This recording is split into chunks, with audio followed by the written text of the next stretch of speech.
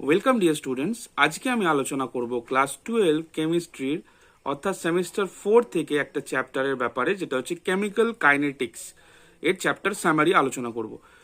Summary আলোচনা করার আগে বলে নিই, এই চ্যাপ্টার থেকে তোমাদের মোট 7 নম্বর থাকবে, যেখানে 2 নম্বরের একটা কোশ্চেন এবং 5 নম্বরের একটা বড় কোশ্চেন থাকবে।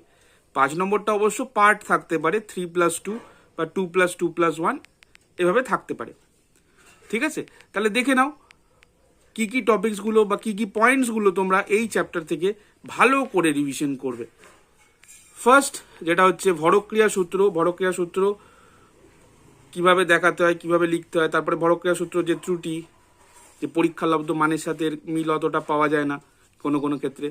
তারপরে কি আছে, বিক্রিয়ার গতিসূত্র, বিক্রিয়ার হার সমীকরণ, বিক্রিয়ার হার ধ্রুবক এবং হার ধ্রুবকের যে বিভিন্ন এককগুলো রয়েছে। তারপর অবশ্যই দেখবে যেটা হচ্ছে বিক্রিয়ার ক্রম এবং আণবিকতা, এবং দুটোর মধ্যে যে পার্থক্য সেটাও কিন্তু একটু দেখে রাখবে। ক্রম আণবিকতাটা একটু ভালো করে দেখবে। শূন্যকম বিক্রিয়ার সমাকলিত যে হার সমীকরণ, অবকলিত থেকে সমাকলিত যে হার সমীকরণ যেগুলো আছে সেটা দেখবে। এর অর্ধায়ু বা অর্ধজীবনকাল, বিভিন্ন যে লেখচিত্র রয়েছে, মানে হার, গাঢ়ত্ব বা গাঢ়ত্ব, সময়, বিভিন্ন যে লেখচিত্রটা রয়েছে সেগুলো কিন্তু একটু দেখবে। আর দেখবে কি প্রথম ক্রম বিক্রিয়ার সমাকলিত বিক্রিয়া হার সমীকরণ, ওই অবকলিত সমীকরণ থেকে সমাকলিত যেটা রূপটা, মানে ডেরিভেশন, টোটাল ডেরিভেশন, দুটো ক্ষেত্রে কিন্তু টোটাল ডেরিভেশনটা কিন্তু একদম দেখে রাখতে হবে। অর্ধজীবনকাল বা অর্ধায়ু, আর এর মধ্যে কয়েকটা পয়েন্ট রয়েছে, আমি স্পেশালি দুটো পয়েন্ট মেনশন করেছি, সেই পয়েন্টগুলো একটু ভালো করে দেখে যাবে।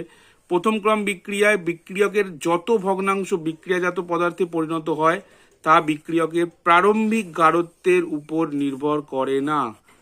এটা ওই ছোট পোর্শন, মানে 3+2 বলছি না, 2 মার্কসের জন্য এগুলো কিন্তু একটু ভালো করে দেখে রাখতে পারো। আরেকটা কি রয়েছে, যে প্রথম ক্রম বিক্রিয়া কখনোই সম্পূর্ণ হয় না। এরকমভাবে কোশ্চেন আসবে যে দেখাও যে প্রথম ক্রম বিক্রিয়া কখনোই সম্পূর্ণ হয় না।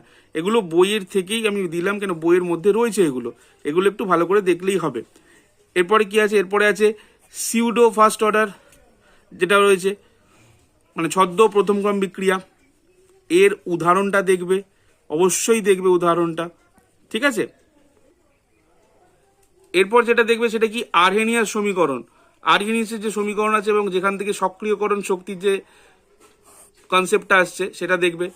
সক্রিয়করণ শক্তির যে ব্যাখ্যাটা রয়েছে লেখচিত্র দ্বারা, সেটা একটু লেখচিত্রটা একটু ভালো করে দেখবে। সেখানে তাপদায়ী বিক্রিয়ার ক্ষেত্রে কীরকম, তাপগ্রাহী বিক্রিয়ার ক্ষেত্রে কীরকম, ঠিক আছে, মানে এক্সোথার্মিক এন্ডোথার্মিক বিক্রিয়ার ক্ষেত্রে কীরকম টাইপের চেঞ্জেস হয় সেটা কিন্তু দেখবে। আর সর্বোপরি লাস্ট যেটা দেখবে সেটা কিন্তু এফেক্টিভ কলিশন বা কার্যকরী সংঘর্ষ। ঠিক আছে, তো মোটামুটি চ্যাপ্টার সামারি আমি এর মধ্যে বলে দিলাম, আর কয়েকটা কোশ্চেন আমি এর সাথে, মানে কোশ্চেন আনসার এর সাথে আমি অ্যাটাচ করে দিচ্ছি, দেখে নিও।